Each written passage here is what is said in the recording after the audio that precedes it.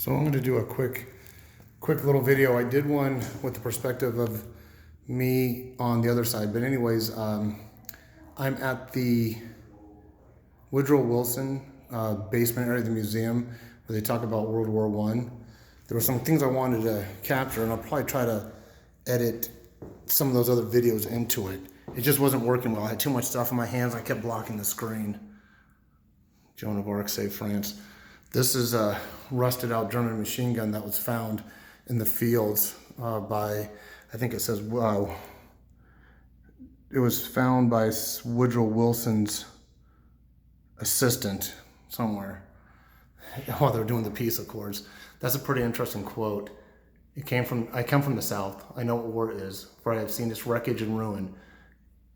It isn't easy for me. It is easy for me as president to declare war. I do not have to fight. All right. So coming down here, they got a really cool display of trench warfare. Let's see if it'll start up again. There's some items they might have found in a trench, some knives, some looks like that device right there, bolt cutters basically. They were probably used because they use a lot of barbed wire. So that definitely would be something to cut through the barbed wire to breach to get to the other side and get to the enemy. There's a trench knife or a knuckle knife as it's been known, and a spade or a shovel to dig through the trenches. Then you come to this part of the exhibit. And this is one thing I was trying to show you in the other video when I kept dropping the camera. But that big rifle, that big bolt action rifle, and it's hard, I should throw my hat on there so you can get a perspective of how big this is. But this big bolt action rifle is a German anti-tank gun. The larger round on the right of the screen, let's see if I can block that light. That light's just hitting us too much.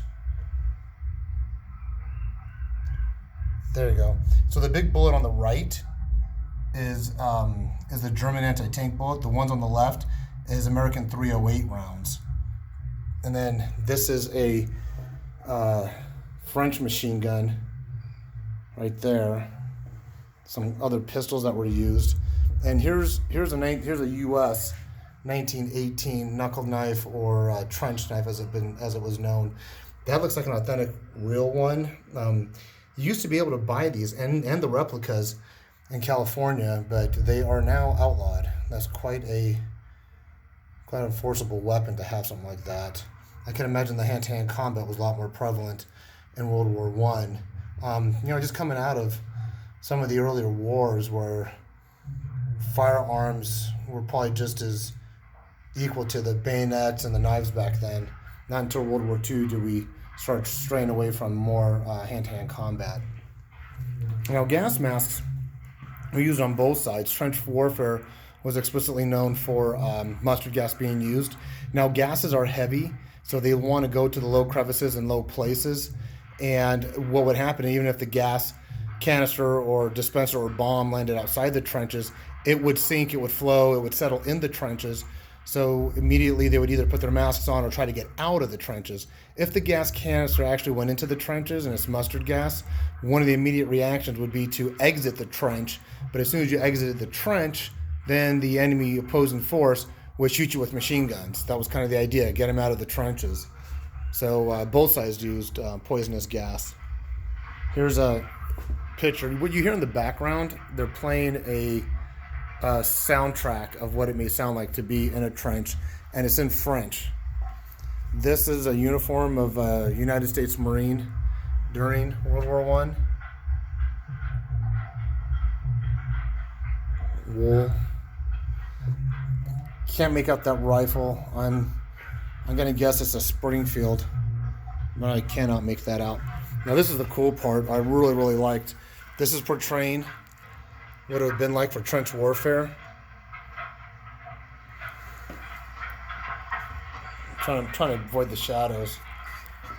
And then here's a full-scale demorama. So here you have both sides of the trench is reinforced with wood. It looks like, is that a machine? He's got his gas mask on. World War I helmet, gas mask. That's his container there. The hose is going up right over his shoulder into his face. would really freak me out if that mannequin started moving. And then this is a periscope, World War I periscope, and I'll show you how that would work. That periscope is looking over the field of battle.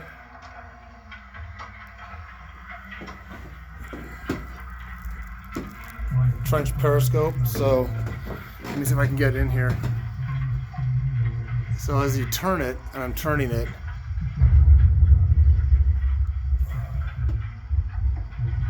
it's not going to focus well, but that's the idea. That as you turn it, you can see the field of view in front of you, any of the movement of the enemy troops. You see it portrayed in a few movies. All Quiet on the Western Front may be one of them. That is the periscope that they actually used. So I guess an objective of the enemy would be to shoot the top of it. It's all pretty much done with mirrors. There's the top right there. So on opposite, you're seeing the bottom. So as I move from this part of the trench, I'm moving to what would be the hospital room, where you have a litter. They hold the soldiers. You have a wounded soldier on the bottom bunk.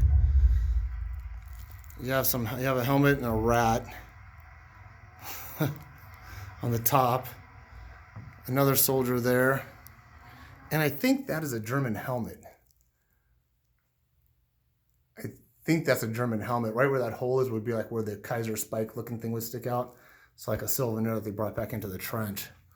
Looks like that's a gas mask pouch. Then I'm exiting. It's like he's got his gas horn, I don't know. The music just went off. And they're closing in 5 minutes, and there's one more thing I want to see. But so this is in the bottom of the Woodrow Wilson Museum.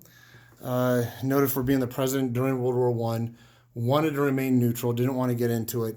But one thing that pushed it over the edge was when the Germans sunk a British ocean liner called the Lusitania.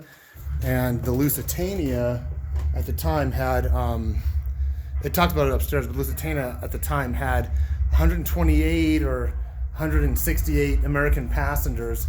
And then that's when Woodrow Wilson appealed to Congress for act of war against Germany. And we were actually allies with Italy at the time. So Italy was allies with the United States in World War I, but were enemy during World War II. Well, that's about it. There's more stuff upstairs, but there's people up there, and I don't want to interrupt their viewing. People coming down here were kind of like hearing me videotape, and they didn't want to bother me, so I'm going to let them have their time. But here's that display again. That is just one big rifle. I'm in I think it's Stratton. Hold on real quick. Where are we at? That's where I'm at. Staunton, Virginia. All right, so gonna end this for now. Hope you enjoyed it. I might throw some of the first one into it, but the first one was a mess. I kept dropping the phone. And I should be at Fort Knox tomorrow. Like, subscribe,